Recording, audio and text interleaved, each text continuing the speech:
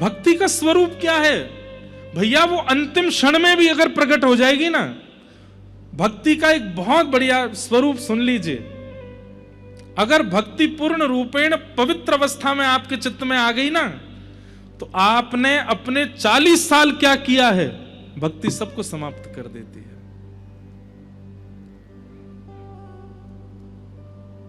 संसार में कोई ऐसा व्यक्ति नहीं है जो आपके पुराने जीवन को भुला दे। आपने पूर्व में क्या किया, आपके कभी क्रोध आएगा तो व्यक्ति गिना देगा आपको, अरे तुम जानते हैं हम सब तुमको, है ना, बोलो नहीं हमारे सामने ज्यादा। तुम्हारे दादाजी को भी देख लिया हमने, तुम्हारे पिताजी को भी देखा, सबकी पता है हमको पोल पट्टी क्या है, इसलिए बनो नहीं ज्यादा हमारे आगे। पर ठाकुर जी का इस स्वरूप है कि भक्ति का मार्ग अपना करके जब कोई ठाकुर जी के सन्मुख जाता है ना, ठाकुर जी के सामने जाके वो व्यक्ति कहता है, नाथ मुझसे आज से इतने साल पहले एक अपराध हुआ। ठाकुर जी बोले, कब? मैं तो भूल गया, मुझे तो याद ही नहीं है। भक्ति क्या करती है? जब भक्ति व्यवस्थित होकर के जीवन में आती है, व्यक्ति के द्वारा किए गए पूर्व के अपराधों को नष्ट, ध्वस्त और अंतर ध्यान कर देती है। ठाकुर जी को दिखता, इतनी सुंदर है भक्ति। राजा परीक्षित, तुम्हारे जीवन के 7 दिन बाद तुमको मुक्ति मिलेगी, तुम उसकी चिंता मत करो।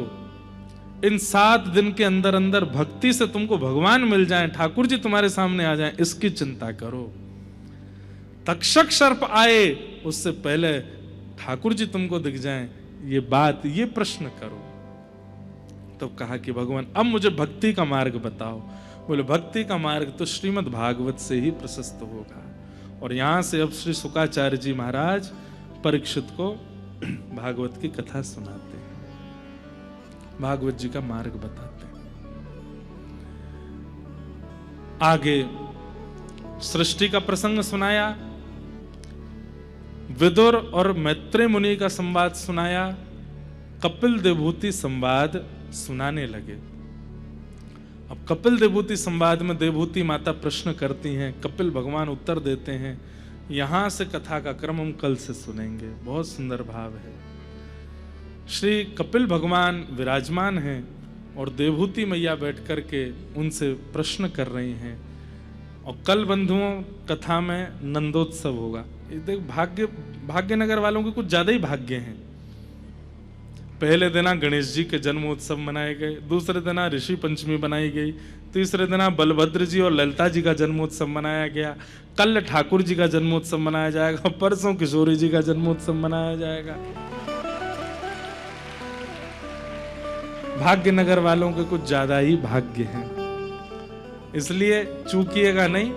कल बड़े प्रेम और भाव से पीले पीले वस्त्र पहन करके आइएगा और परसों सवेरे सफेद पहन के आइएगा। पीले करने की जिम्मेवारी हमारी है। एक बात बताएं आपको, हमारे यहाँ नंदोत्सव और राधाष्टमी पर पीले वस्त्र नहीं पहनते। बोले पहन के तो सब अलग अलग वस्त्र गए, पर उत्सव में ऐसा दधी कानो भयो कि सबरे पीरे ही पीरे है गए। तब से उन वस्त्रों को संभाल करके रखा ब्रजवासियों ने, और फिर जब जब कृष्ण जन्माष्टमी आती वही वस्त्र पहनते, तो तब से प्रचलन हो गया पीले ही पहन के आओ। तो परसों राधाष्टमी हो गया। अब हम उम्मीद तो रखे हैं कि खूब जोर से करेंगे, अब होगी कैसी है तो किशोरी जी जाने।